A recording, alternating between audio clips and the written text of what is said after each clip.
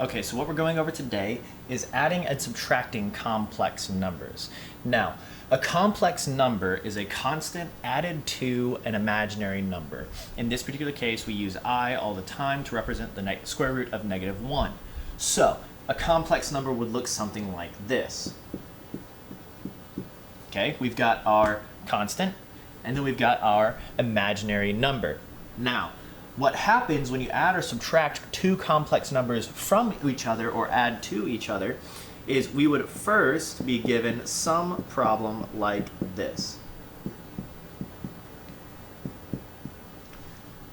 All right, 5 plus 4i is one complex number, and 11 plus 9i is another complex number.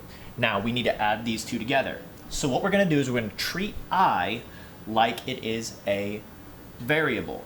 So you can only add i's to i's, okay? Now, 5 plus 11 gives us 16. They're both constants, so they can add together.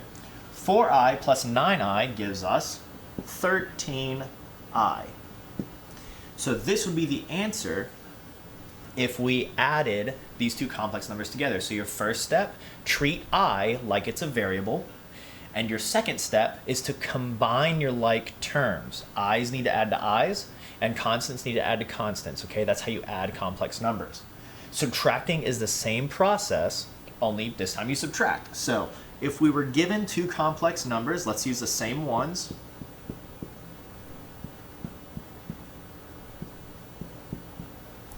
Then what we would still do here is treat I like it's a variable, and then subtract the constants and subtract the I numbers, the imaginary numbers. So 5 minus 11 gives me -6.